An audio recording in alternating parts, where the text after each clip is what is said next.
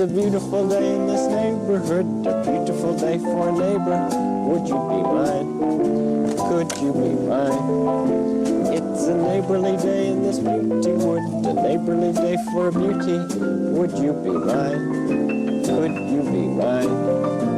I have always wanted to have a neighbor just like you. I've always wanted to live in a neighborhood with you. So let's make the most of this beautiful day. Since we're together, might as well say, would you be mine? Could you be mine? Won't you be my neighbor?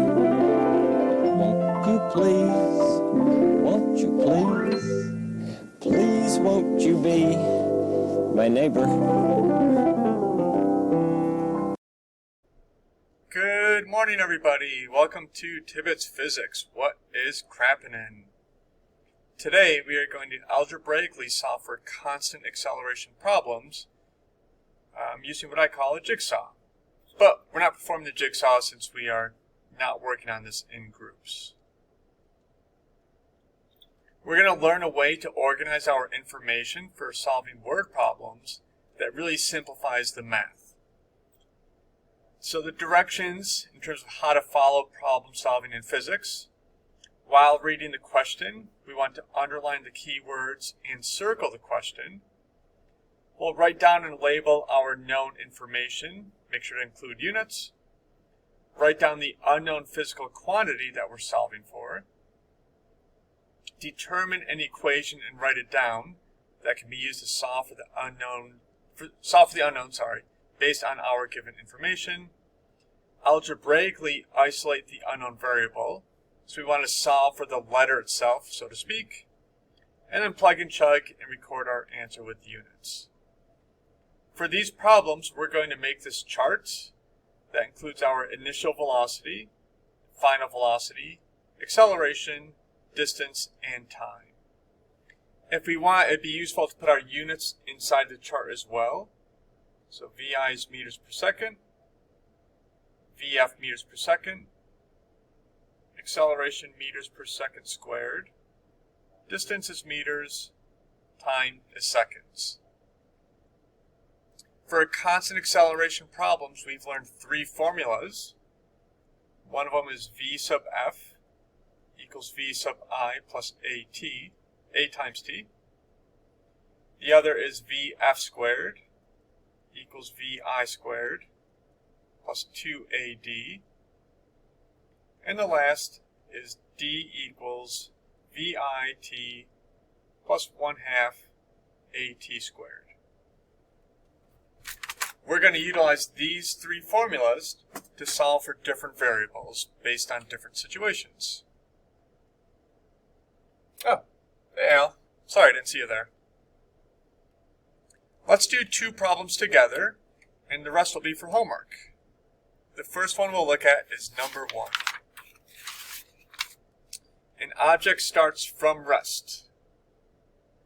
I'm just going to start filling in things. So from rest means it's not moving initially, in this case, which means V sub I is 0 meters per second. It accelerates to a known final velocity. Let's put a check mark since we know what the velocity is, over a given distance. We're also given the distance. What is the acceleration of the object? Let's put a question mark next to the acceleration. In this problem, we know VI, VF, D, we're solving for A. If we look at our formulas, the one formula has those four variables is VF squared equals VI squared plus 2AD. So let's write that one down. VF squared equals VI squared plus 2AD. VI is 0. Let's just cross that off right away. So VI squared goes away. And we want to isolate the acceleration. The acceleration is being multiplied by 2 and D. To move them to the other side, we have to divide by 2D. That'll leave us with A equals VF squared. And then again, we divided both sides by 2D. And that's it. That's our formula. If we had values, we could plug in those values with units, plug it in our calculator, and get an answer for the acceleration. All right, so let's look at some if questions. If the distance of the object, if the distance the object traveled is doubled, so d is doubled, and the final velocity remains the same, by what factor would the acceleration change? Looking at our formula, let's just plug in the number 2 for the distance since it doubles, and VF since it stays the same, let's just plug in 1. So we could say A prime, the new acceleration, is proportional to VF squared, but the final velocity stays the same, so we just plug in 1, divided by the 2 stays the same, so we can ignore it, over the distance doubles, so we can plug in 2 for the distance. And that's the proportion in terms of what the new acceleration is times the old acceleration. In this case, the new acceleration is proportional to 1/2 of the old acceleration. Meaning, if we doubled the distance, the acceleration would be cut in half if everything else stayed the same in this problem. Let's look at number 2. If the distance were cut in half and the final velocity remains the same, by what factor did the acceleration change? This time we have to plug in 1/2 for our distance. Let's say A double prime is proportional to VF stays the same, so let's plug in 1. 2 is a constant, we don't care about it. The distance is cut in half. It's being multiplied by the original acceleration. We have a number over a fraction, which means we have to multiply by the inverse. So I'll put this on the side. We're multiplying 1 on the top by the inverse of the bottom, 2 over 1, which gives us 2. That leaves us with the new acceleration, A double prime, is double the original acceleration. If you think about it, that makes sense. If you have half the distance to cover, but you're reaching the same final velocity, you must do that twice as fast in terms of the acceleration. Next one.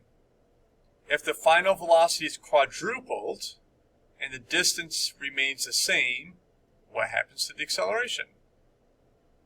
Looking at our original formula, this time the VF is quadrupled, D stays the same, so we can plug in a 1 for that. 2 is a constant, so we can plug in 1 for that as well. So let's say A triple prime is proportional to VF quadruples, but we're squaring that number because it's VF squared, all over both the constant 2 and the D remain the same, times whatever the original acceleration was. That leaves us with A triple prime is proportional to 16 times the original acceleration. Last one for this scenario. If the final velocity is doubled and the distance the object traveled is doubled, by what factor does the acceleration change? A quadruple prime is proportional to VF is doubled, so on the top we'll plug in a 2 for VF but square it. On the bottom, the 2 is a constant, so we can ignore it. The distance is doubled, so we have to plug in a 2 for distance, times the original acceleration. That leaves us with A quadruple prime is proportional to 2 squared is 4, 4 divided by 2 is 2, so it's 2 times the original acceleration. Let's go to question 6, which would be page 8 for us.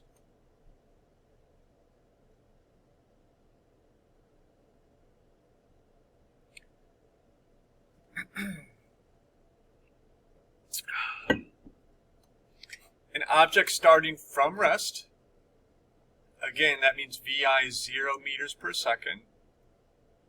Accelerates a known acceleration, so we know what it is, to a known distance over an unknown time. What is the time that the object travels? We know VI, A, D, and we want to find T. The formula for this is D equals VIT plus 1/2 AT squared. VI is 0. 0 times T is also 0, so VIT goes away. We want to isolate T. T is being multiplied by A and 1/2, and T is also squared. To do this, to isolate T, we have to multiply both sides by 2, so that gives us 2D. Divide everything by A, 2D over A, and we have to get rid of the square by square rooting both sides. So T is the square root of 2D over A. If we had values, we could plug those in with units, and that'll give us the time in seconds if we had the numbers. Okay, 6A. If the distance the object traveled is quadrupled and the acceleration remains the same, by what factor would the time change? So we can say T prime is proportional to, we have to include the square root. We don't care about the 2 because it's a constant. The distance quadruples, so we'll plug in 4. The acceleration stays the same, so we plug in 1 times the original time. Square root of 4 is 2, so the new time, if we quadrupled the distance, would be 2 times the original time, or double the original time. So if you traveled 4 times as far, it's only going to take twice the amount of time to get there. Letter B, if the distance of the object traveled is 25 times as great and the acceleration remains the same, by what factor would the time change? T double prime is proportional to square root. The distance now we'll plug in 25 times as great. The acceleration is constant times the original time. Square root 25, that gives us 5. So T double prime is proportional to 5 times the original time. Letter C, if the acceleration of the object is 4 times as great and the distance remains the same, by what factor would its travel time change? T triple prime is proportional to, this time the distance remains the same, so we can plug in 1. The acceleration is 4 times as great, so we'll plug in 4 for A. The 2 is a constant, so we ignore it, times the original time. T triple prime is proportional to, the square root of 1 is 1, the square root of 4 is 2, so it would be 1/2 the original time. If we quadruple the acceleration, the time is cut in half. Last one, if the acceleration of the object is quadrupled and the distance is quadrupled, by what factor would its time travel change? T quadruple prime is proportional to the square root. The acceleration is quadrupled, the distance is quadrupled. We'll plug in a 4 for the distance, a 4 for the acceleration. The 2 in the formula is a constant, so we can ignore it, times the original time. T quadruple prime, tough word to say. 4 over 4 is 1, square root of 1 is 1. So if we quadruple the acceleration, quadruple the distance, nothing happens to the time. That's it for this video. Thank you for watching, and I hope you found these useful, and I'll see you next time. See ya!